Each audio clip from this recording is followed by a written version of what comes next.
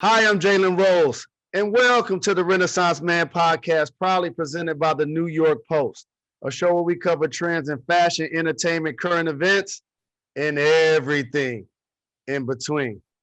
Today's show is a family affair. Hey, It's a family affair. My next guest is the newest co-host of CBS Mornings. Nate Burleson made a major pivot from pro football player to morning show host. He has like 10 television shows and podcasts. He's really crushing it.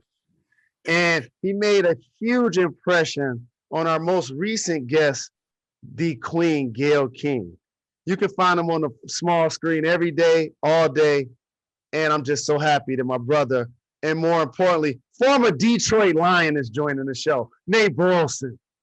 what up, though? This is an honor. Just to share any type of medium with you is an absolute blessing. You've been the big bro and the mentor for a long time. Thank so you. anytime I hear your name, they say you got to pull up, Nate. I said, if Jalen is there, I'm Thank in. you. Thank you, family. I appreciate that.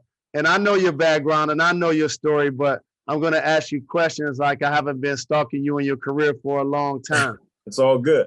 All right. So you were born in Canada, raised in Seattle. Your Yep. dad was a football player.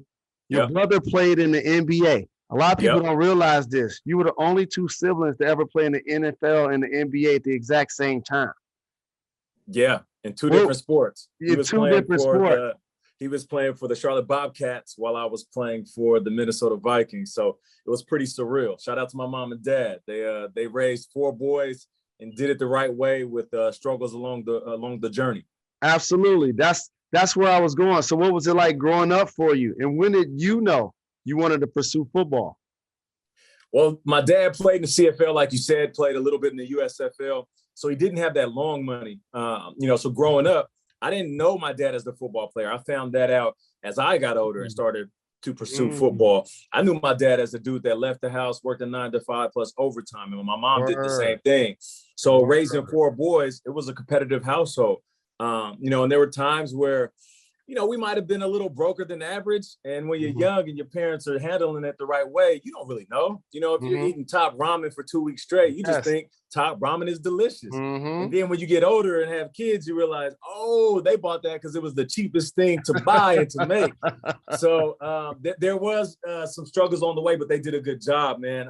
But when I knew that football was going to be the one thing I followed, was shortly after high school, when I decided to take a football scholarship over my basketball scholarships, just because I thought playing wide receiver was a lot easier than playing point guard for 4 years. So I remember my junior year putting up 138 catches. I was like 4 catches away from the NCAA record at that time.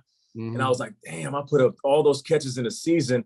And while the coaches in my school were telling me I needed to stay, agents were knocking on my door telling me I needed to go. So at that point, I made a decision to leave early at 21 years old, knowing that regardless of what happened, I would make enough money in the first couple of years to bless my mom and dad. And that was literally the immediate goal. I didn't think that I was going to have an 11-year career and then, have an opportunity to continue into TV as a personality. So it all started back when I was a junior and realizing that I had to take a leap of faith. And then, as you acknowledged, you was drafted in the 3rd round, 2003, Minnesota Vikings. What were the days leading up to draft day like for you? And remind us of some of the players that you played with and some of the funny locker room stories. Yeah, man, this is the 2003 draft. Charles Rogers, who went to Detroit, rest in peace, who passed away. Andre Johnson, Anquan Bolden, Bryant Johnson, Bethel Johnson, Tyrone Calico. Not that I remember all of the receivers that went before me and nothing like that. You know what I'm saying? But I remember sitting there and thinking to myself, I put up crazy numbers. I'm an All-American. I had these coaches in the NFL saying I should get drafted in the 1st round. 1st round goes by, 2nd round goes by, and then I get a call from a number that I've never seen before. And he was like, hello, Mr. Burleson. I'm like, yeah, this is him. He's like, this is Mike Tice, head coach of the Minnesota Vikings. We're going to select you with our 3rd round pick. And I'm like, oh, thank you. And I was actually so upset that I went late that I was taking a nap. I just was like, screw it. I'm going to go to sleep right now. So I was like, Wow. all right, thanks, coach. He's like, well, you don't sound too excited, son. I was like, oh, I was taking a nap. He's like, you're taking a nap during the draft? Wow. I was like, nah, just listen, I'm going to be ready. when you see me, I'm going to be ready. Right. So that was my draft day experience. And then I walk into a locker room looking at a dude that I idolized on the field. A guy that I used to watch his highlight tapes of him at Marshall with the tall socks, wearing number 88. It's Randy Moss. And at this point, Randy was an icon. So yes. I know that you can identify with this because you and your brothers, the Fab Five, there was this moment in time where you guys literally influenced not just a generation, but like you have talked about, and I recognize as well, generations of parents naming kids Jalen and rocking the shorts with the socks, all that. Like you guys did that. Randy Moss did that for football. Like he was that dude that was unapologetic, that came from, humble beginnings, rocking the afro at times, the bald head at times. You know what I'm saying? Just like he had that grit to him that I only saw with y'all. So I'm sitting in the locker room like, this dude is the coolest dude ever. And Randy was so misunderstood that I immediately realized that all of these stories that media was pushing about this wide receiver who was uncoachable and super selfish and was a little punk of a player, he was none of that. He was the big bro. And by the time, like, it took like a year for Randy to really embrace me as a player because he was one of those dudes. He only showed you love if you loved the game as much as he did. I love that. It was almost like one of my favorite movies is Pleasantville with Tobey Maguire, where like it's black and white for a long time. Then all of a sudden things started happening and you see life in color for the first time. So it was almost like Randy saw me for the first time, like, damn, this young dude out of Nevada has been putting in work his whole rookie season. He doesn't complain. He loves the game like I does. He putting in work like I do. And he kind of just tucked me under his wing and was like, all right, I'm going to show you how to be a pro. And those were like the moments that I remember. This is 03. Right. So you remember this time, bro. This was spinners on the cars, cat rocking fur coats, crazy jewelry, big time stunting. So I came in the league, was like, oh, this 2 chains, 4 bracelets. All that. I was like, is this the type of money we spending? So that had a big influence on how I looked at football, how I looked at finances, how I looked at making money versus saving money.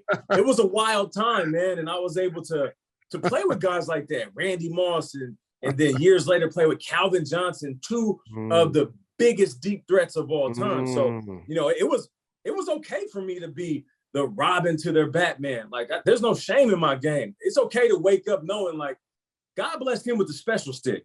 Yes. I'm going to use my skill set to compliment him. And then when it is my turn to take the stage, I'm going to show him why I'm here. See, I was young and reckless in the 2000s as well. And that was the bling bling era. Yes. Where everything needed to be big. Earrings, multiple chains, multiple bracelets, BMF. Yes. Got us all making it rain.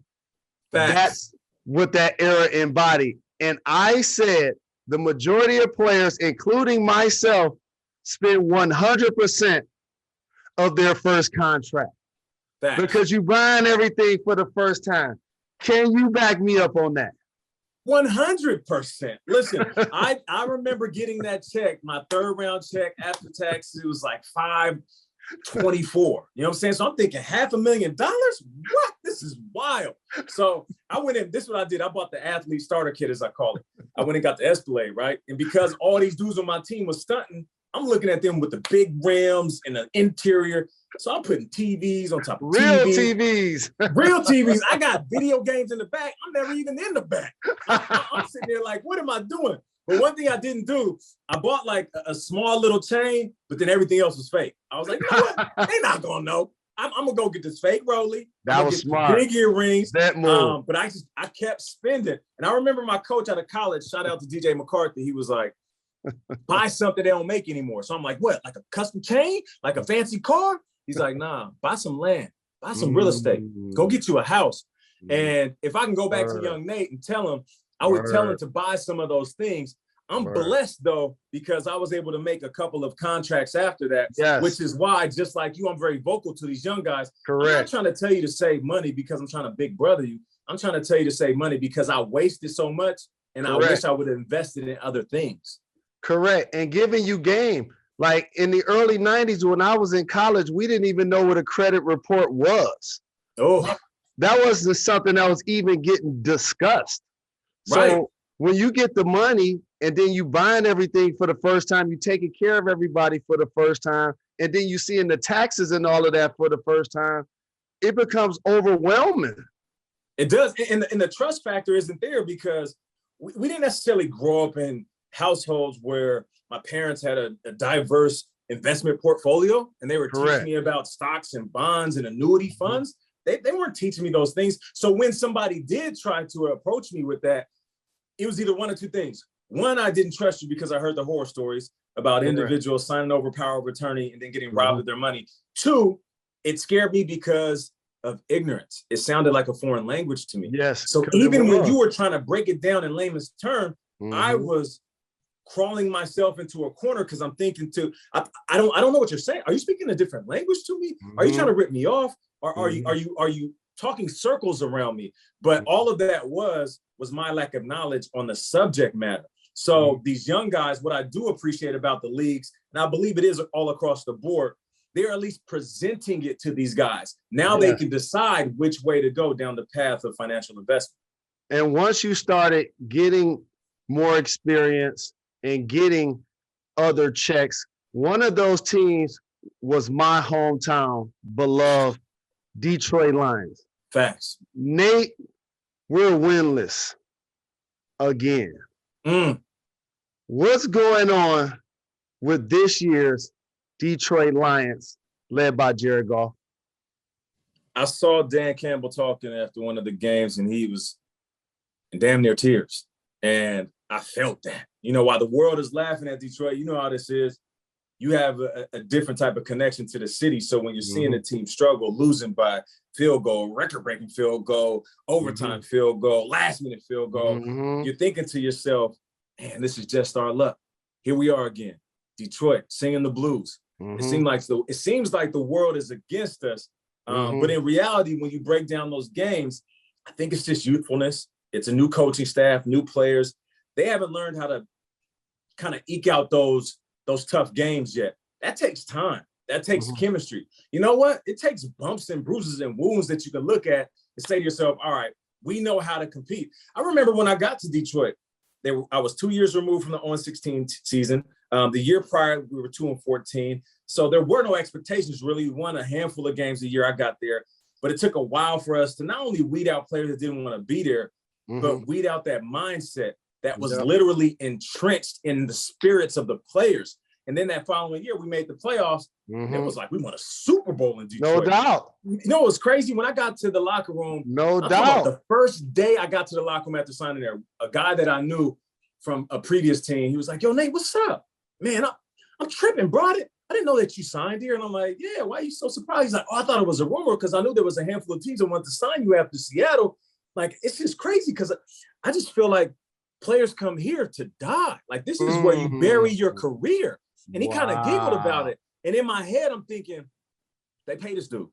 This dude gets paid money by the Detroit Lions. And he thinks that this is the burial grounds of NFL players' careers. So there is no way that he gives everything that he has to practice, to preparing, and on game day. So in that one moment, I said to myself, at the very least, when I walk away from Detroit, I want players to have pride in his colors, pride in this logo, and deeper than that, pride in the city. Don't just take the check, go hop in your fancy car and go to the hills. Don't just go live in the lap of luxury and only show your face when it's time to play a game. Go put yourself 10 tones down in the city. I'm talking in places that are gritty, places that might scare you after 8 p.m. Go to those locations, talk to those people, visit with those kids. When you do that, you have so much of a connection with the city that you don't want to let that team down. And I would challenge players on that current roster. Who are those guys? Who are those guys preaching that when times are rough in the city? who are those guys holding up a mirror so the players can see the city and not themselves? I remember when all the news broke about Detroit going bankrupt, and it was funny around the country, right? Oh, man, they're going bankrupt. But what I kept thinking is, all right, so we're in a city that is struggling financially, yet we're millionaires. So either we are going to be completely dismissive and tone deaf to what's going on, or we are going to give everything we got on Sundays. So at the very minimum, the people in the city that are struggling have something to smile about for 7 days. Well, I know you was raised in Seattle, and it was great for you to play for the Seahawks. But just so you know, as a diehard Lions fan, and shout out to our brother Tom Hopkins and your clothing line, Lion Blood, you were an all-time great Lion and a terrific ambassador for a professional athlete playing in any city. And so I appreciate your philanthropic endeavors, how you always put on for the city, and win, lose, or draw, you ride with us. And you already know when you touch down, we listen and we pay attention. You know we're going to make sure we treat you like that's your home, always. That's what I appreciate that, man. And coming from you, that means a lot, for real. Definitely. And so as you transition, in theory, from playing, and I was really applauding this move by you. You joined the broadcast boot camp with the NFL. Yeah. Had you considered a career in broadcast prior to that boot camp? Yeah, man. My first ever moment on TV was shortly after I got drafted, and I came on as a player. I went to the NFL Network in LA, you know, typical player, kicking in LA, do the show at night, loves to see himself on TV, very ego driven. But then there was something in me that sparked, and I did that every year. And I would go to the NFL Network in Culver City in Los Angeles every single offseason. And sometimes I wouldn't even be invited. I would just pop up and lay low and watch behind the scenes. Other times I would try to be a guest analyst, and I would do all of their different shows. It got to a point where towards the end of my career, and I was on the fringe of retiring, they looked at me and said, Nate, we can't pay you if you're playing. They would say, if you're playing, we're not paying. But we love the fact that you have established these relationships here. When you are sure you're going to retire, we will be one of the first jobs available. Now it's only going to be a day count, so you're getting paid just on a daily basis, no really annual contract. So that was me leading up to that broadcast boot camp. And I remember a couple of guys, shout out to Jalen Duncan, that was there with the Detroit Lions when I was there, and also Mo Kelly, who was in Seattle, player personnel individuals that do much more for the organizations. They said to me in so many words, you're going to make more money outside the game than you do in it. And at the time, I just kind of laughed, and I did the humble thank you, which I always do when anybody says something of complimentary nature. And it stuck with me because they were basically saying, your football career is respected, but if you want to make an impact, doing shows and hearing yourself speak on radio is a small part of what you're able to accomplish if you fully commit to it.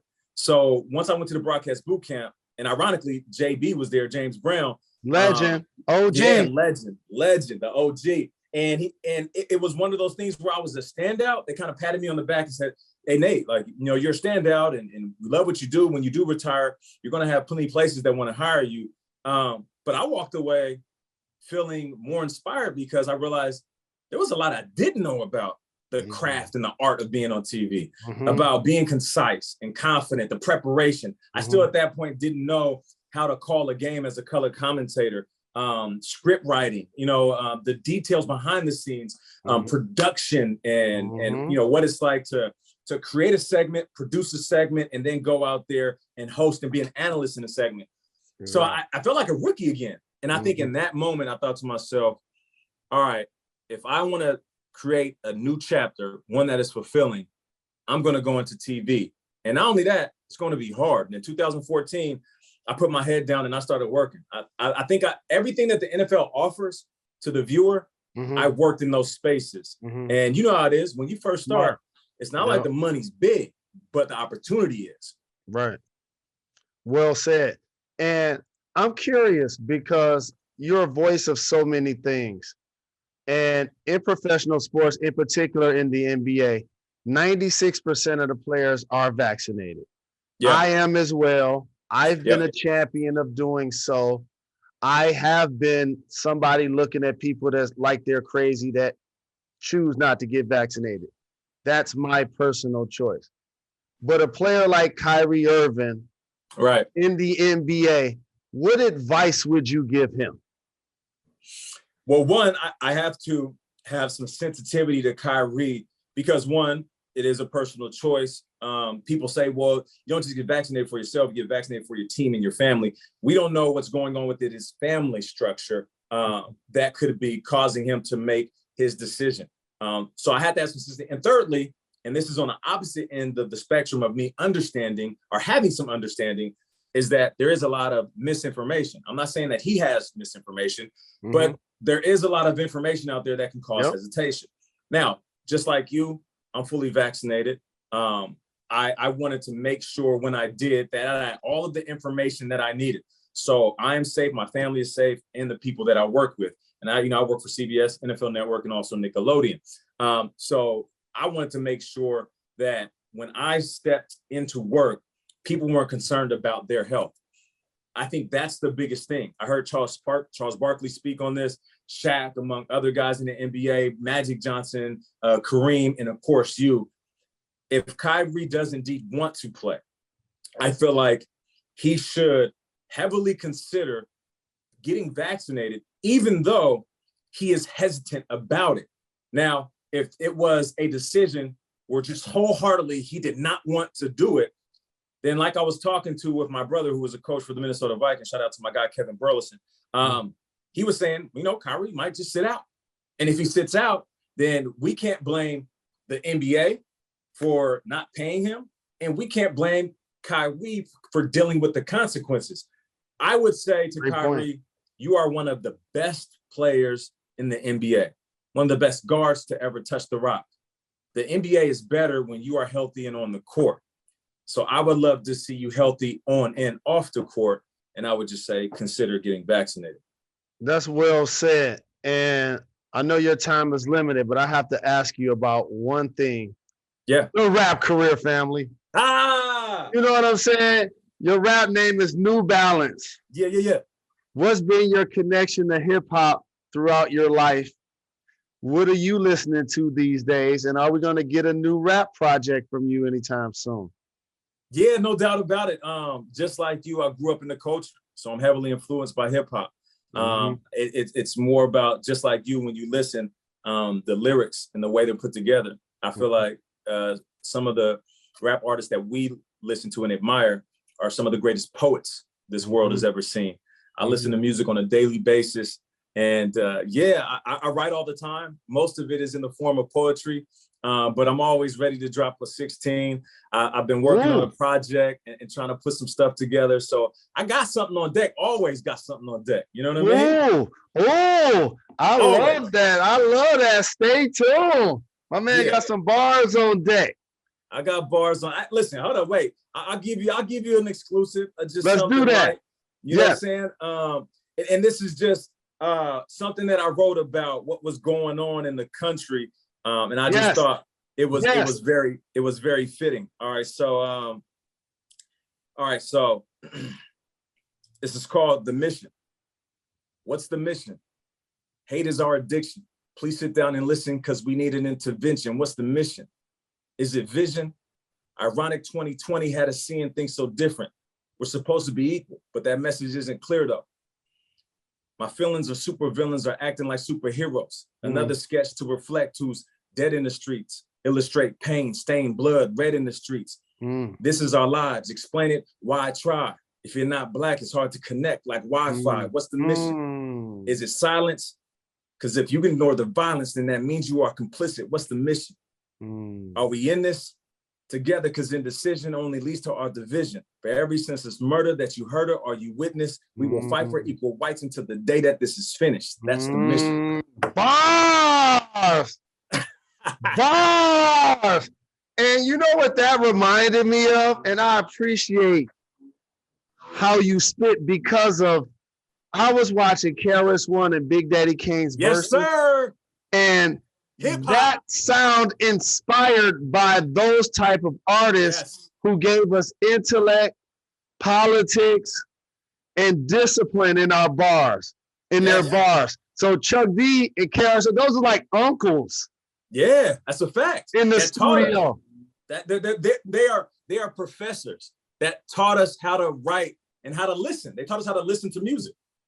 Absolutely. And before I let you get out of here, and I appreciate you taking the time, I like to do a rapid fire segment called Gone in 60 Seconds. You ready to do this? All right. Who's your favorite sports broadcast journalist of all time? Oof. I would say Ahmad Rashad. Legend. Best of both worlds. Best of both worlds. He was a football superstar, and then he was inexplicably next to Jordan doing NBA, and those shows were so dope back in the day. Ahmad Rashad. Bobby Moore, before he changed his name, DOG. If you could give a rap feature to any artist, what song would you want to jump on? I got to jump on something with Jay-Z, man. And you know what? You know what I'm going to do is I'm going to do the remix to Renegade, Jay, Eminem, and Nate Burleson. Never been afraid to say what's on my mind at any given time of day. And by the way, just so you know, Royce on this song. I know. Yes. I was supposed to be on that. Yes. No I know. question. Hey, shout out to Royce. Shout out to Royce, who is my favorite lyricist of all time. Nickel Nine, no doubt. Give him his flowers while he can still smell them. Who's your favorite suit designer? Oh, myself. Check out Baines and Baker, man. I design suits. And Jalen, I got to get you in one, man. On the house. Done. Whenever you ready, we're going to link up, get sized up, and I would love to make that happen. And last but certainly not least, what is your favorite thing about being a morning show co-host for CBS Mornings? Gil has said this, and she put it perfectly. We have a front row seat to history, and the responsibility is for us to deliver that to the masses on a daily basis. That is my favorite part about being on CBS Mornings. Thank you, my brother. I love and appreciate you. Love you too, bro. There are a handful of us that have been able to transition from the game of sport to the game of life and use this entertainment space and our versatility as producers and entrepreneurs and radio and TV and network, and able to juggle it all and still be a coach like yourself with your kids playing football. Just keep doing what you're doing, my brother, and looking forward to catching up soon. I appreciate you, man. I love you too. And I have to say this before we go. Jalen, it is no surprise that you are where you're at. Because your success is a reflection of not only your hard work, but it's the energy that you put out into this world. People don't know that behind the smile is tireless nights, even when you're dealing with things that people don't see. Secondly, you have always spoke positivity into everyone, including myself. Even when I was starting my career in the infancy stages, wide-eyed and bushy-tailed, trying to figure out if I was going to go into TV after football, you looked at me and told me I'd be great before I even was. And that right there, it meant a lot because I would always lean on those conversations. And that happened as soon as I retired. And then last thing, you got the coldest lineup in the history of the world. I don't know how you beat out Steve Harvey. I don't know how you beat out Martin Lawrence. There's some iconic lineups in Black history. Every single poster on the barbershop wall, and Jalen is out there doing it every time he gets cut. I just don't get it. I appreciate you, family. I'm about to go get a fresh one and head to MSG right now as we tip off the NBA season. All love.